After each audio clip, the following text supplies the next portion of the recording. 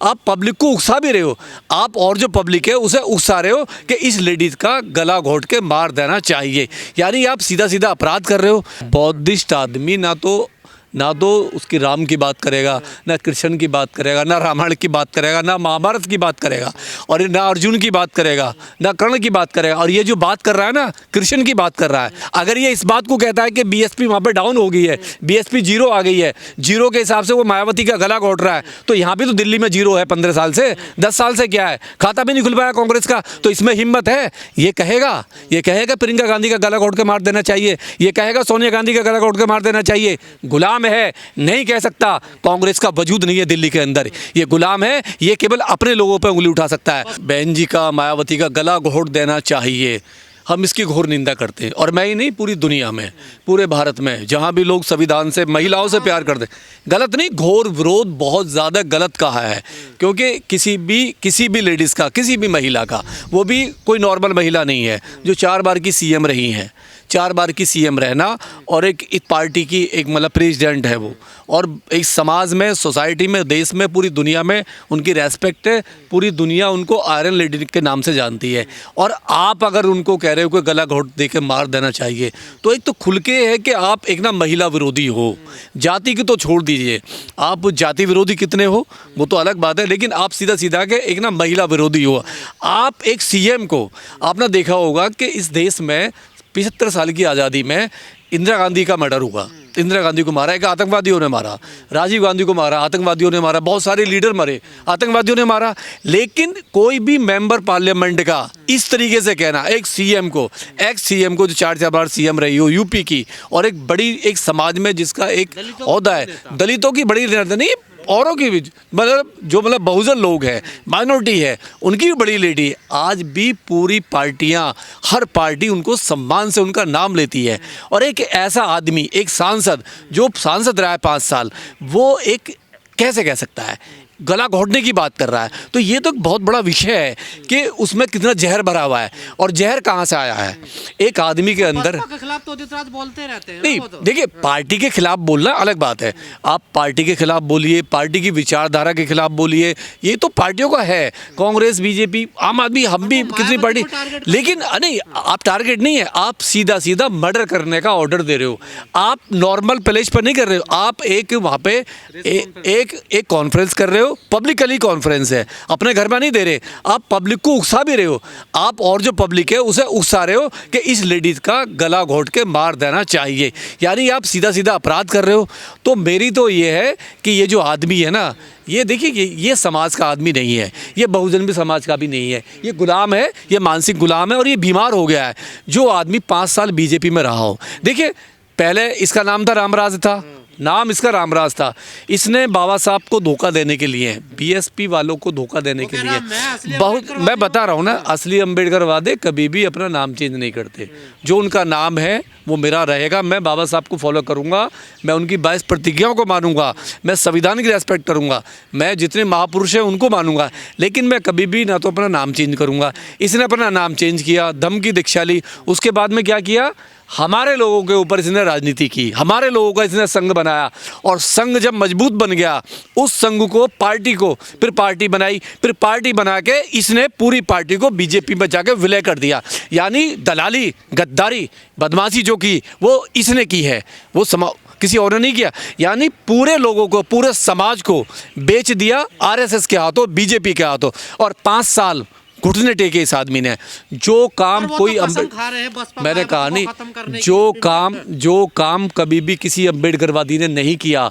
आप पार्टी के साथ में समझौता कर सकते हो, सरकारें बना सकते हो, कि पहले हुआ है, रामविलास पासवान ने सरकार में गया, लेकिन कभी भी उसने घुटने नहीं टेके, अपनी पार्टी का विलय नहीं किया, आज भी उसने विलय नहीं किया है। उसके और बहुत सारी पार्टियां, लेकिन इसने तो पार्टी का विलय किया। और जिस तरीके से मोहन भागवत के इसने टट्टे चूमे, बीजेपी के टट्टे चूमे, मोदी जी के टट्टे चूमे, और एक गुलाम बनकर रहा 5 साल। और 5 साल में जितने भारतवर्ष में SC ST पे, बहुजनों पे अत्याचार हुए, माइनॉरिटी पे अत्याचार हुए, संविधान को क्रैश किया गया, ये आदमी कभी भी पार्लियामेंट में इसका जबान नहीं खुली और 5 साल तक ये साइलेंस रहा पूरा। तो ये कहाँ का अम्बेडकरवादी है? राहुल गांधी भी तो कह रहे हैं कि ये जो है मायावती ये बीजेपी के सामने बढ़िया चुनाव नहीं लड़ती हैं।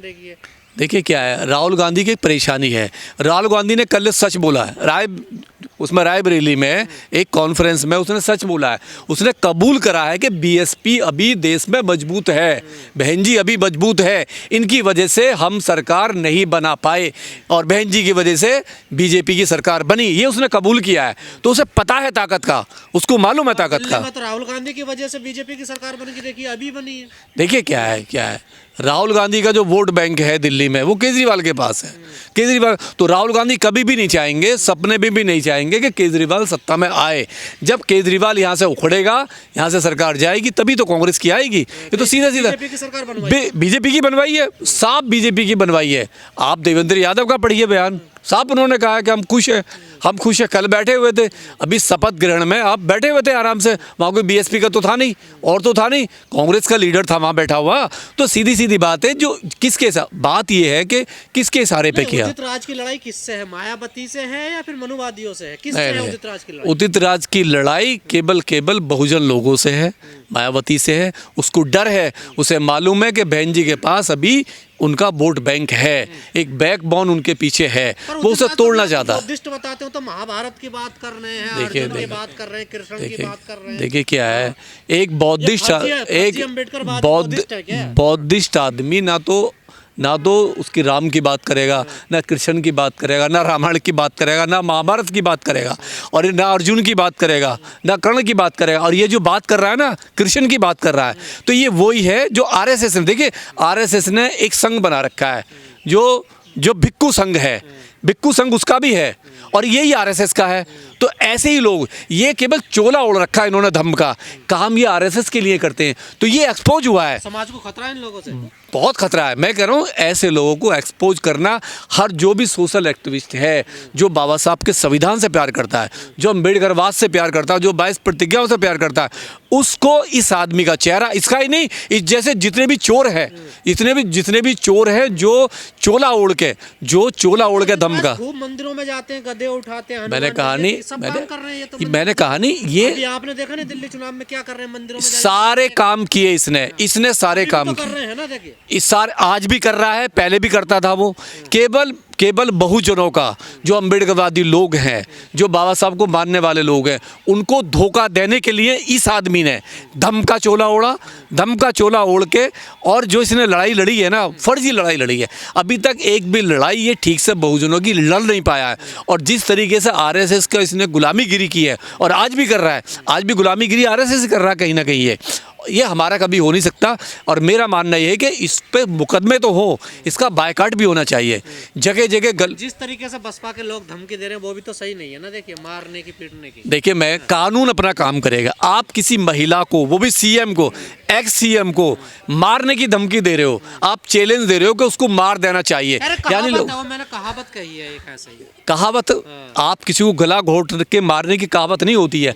आप ऑर्डर दे रहे हो, लोगों को उकसा रहे हो, आप तो लोगों को उकसा रहे हो मारने के लिए। कहावत नहीं होती है, कहावत तो कुछ और होती है, ठीक है, मारने की नहीं होती।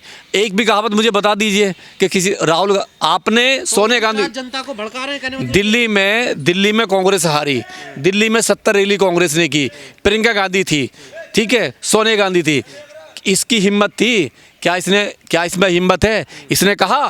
इसने कहा अगर इसमें हिम्मत होती तो ये कहता कि प्रियंका गांधी कांग्रेस या नाकामयाब रही और यहाँ प्रियंका गांधी का गला घोट देना चाहिए, सोनिया गांधी का गला घोट देना चाहिए। इसमें हिम्मत है नहीं ना। अगर ये इस बात को कहता है कि बीएसपी वहाँ पे डाउन हो गई है, बीएसपी जीरो आ गई है, जीरो के हिसाब से वो मायावती का गला घोट रहा है, तो यहाँ भी तो दिल्ली में जीरो है 15 साल से, 10 साल से क्या है, खाता भी नहीं खुल पाया कांग्रेस का। तो इसमें हिम्मत है? ये कहेगा प्रियंका गांधी का गला घोट के मार देना चाहिए, ये कहेगा सोनिया गांधी का गला घोट के मार देना चाहिए। गुलाम है, नहीं कह सकता। कांग्रेस का वजूद नहीं है दिल्ली के अंदर, ये गुलाम है, ये केवल अपने लोगों पे उंगली उठा सकता है। बसपा के काला तीतर कह रहे हैं, उसको बताइए। देखिए बसपा के लोग तो बोलेंगे।